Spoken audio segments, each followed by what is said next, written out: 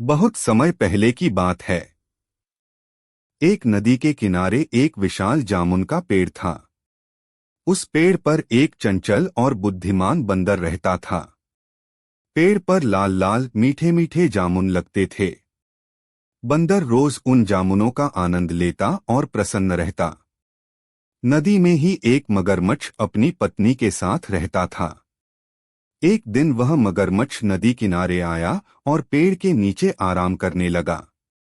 बंदर ने मित्रता के भाव से उसे देखा और कहा, मित्र, तुम थके हुए लगते हो।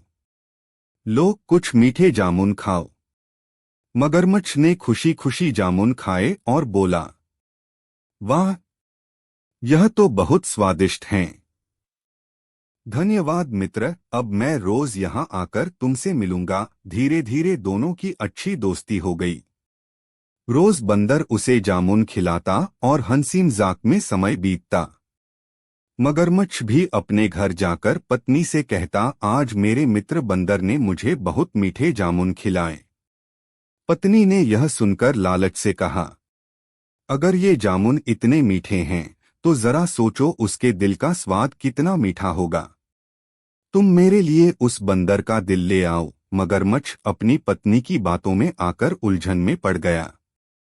वह अपने मित्र को धोखा नहीं देना चाहता था, लेकिन पत्नी के जिद के आगे झुक गया। अगले दिन वह पेड़ के पास पहुंचा और बोला, मित्र, तुम तो रोज मुझे इतने स्वादिष्ट जामुन खिलाते हो, कभी मेरे घर भी चलो। मेरी पत्नी तुमसे मिलना चाहती है। बंदर मासूमियत से तैयार हो गया और मगरमच्छ की पीठ पर बैठकर नदी पार करने लगा। लेकिन बीच नदी में पहुंचते ही मगरमच्छ बोला, मित्र, सच कहूं तो मैं तुम्हें अपने घर नहीं ले जा रहा। मेरी पत्नी तुम्हारा दिल खाना चाहती है। यह सुनकर बंदर घबरा गया, लेकिन उसने तुरंत अपनी बुद्धि से काम लिया और कहा, अरे, तुमने पहले क्यों नहीं बताया? मेरा दिल तो मैंने पेड़ पर ही छोड़ दिया है। अगर तुम चाहते हो तो पहले मुझे वापस पेड़ तक ले चलो, मैं दिल लाकर तुम्हें दे दूंगा। मगरमच्छ भोलेपन से उसकी बातों में आ गया और उसे वापस पेड़ के पास ले आया। जैसे ही बंदर पेड़ पर चढ़ा, वह जोर से हंसते हुए बोला, मूर्ख मगरमच्छ, कोई भी अपना दिल शरीर से अलग रख सकता है क्या?